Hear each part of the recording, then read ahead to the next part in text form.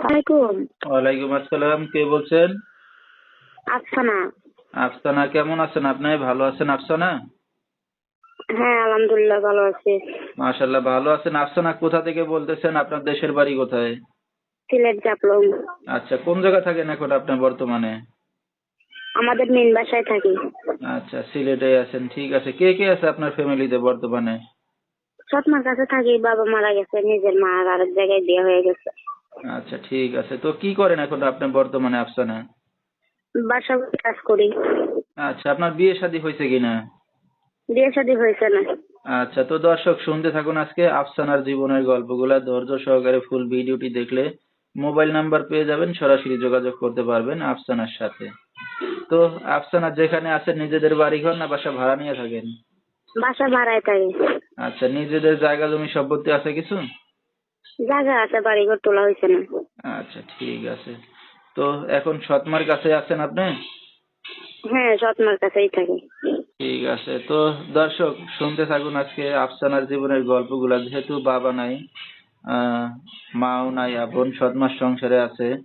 তো আফসানা, এই আপনার বিয়ে শাদী হয়েছে কিনা? বিয়ে শাদী হয়েছে না। ভালো মনের মানুষ পেলে যে আমার দায়িত্ব নেবে, পাশে থাকবে সারা জীবন, এমন একটা মানুষ পেলে বিয়ে শাদী বসবো। আচ্ছা, এখনো বিয়ে শাদী যেহেতু হয়নি, একটা ভালো মনের মানুষ পেলে বিয়ে শাদী করতে রাজি আছেন এখন, না? হ্যাঁ হ্যাঁ, তাই। ঠিক আছে। তো আপনার সাথে দর্শক ভাইরা কিভাবে যোগাযোগ করবে? মোবাইলের মাধ্যমে। আচ্ছা আচ্ছা। তো এখন এই যে অনলাইন মিডিয়ার সামনে আসছেন, আপনার সৎমা জানে? জানে জানে। জানায় আসছেন, না? হ্যাঁ হ্যাঁ। আচ্ছা, লেখাপড়া কত দূর করছেন আপনি? 5 পর্যন্ত পড়ছি। আচ্ছা, লেখাপড়া বেশি করতে পারেন নাই। তো এখন এই যে বিয়ে শাদী করতে আসছেন, আপনি তো কাজ বাজ করতেছেন বললেন। তো আপনার সৎমা কি করে? কোনো কাজ বাজ করে? না, আমি সংসার চালাই, বাসা বাড়ি কাজ করে সংসারটা আমি চালাইতেছি, স্বপ্ন কোনো কাজ করে না। আচ্ছা, তো আপনার বিয়ে শাদী যদি এখন হয়ে যায়, তো আপনার সংসারটা এখন কে চালাবে তাহলে?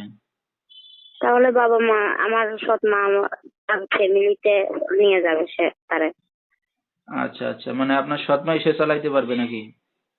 হ্যাঁ, আমি বিয়ে হয়ে গেলে পরে তো সে তার ব্যবস্থা করে নিতে পারবে। আচ্ছা, আপনার নিজের আর কোনো ভাই বোন আছে না আপনি একাই? না, আমি একাই।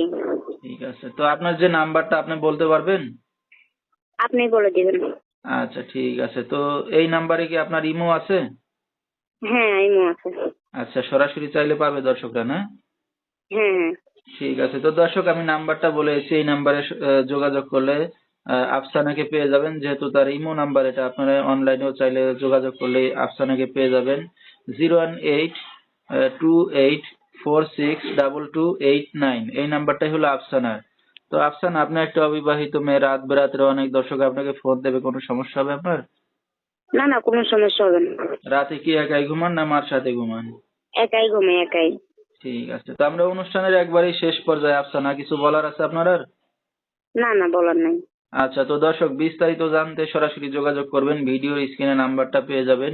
আজকের মতো এখানেই শেষ করছি।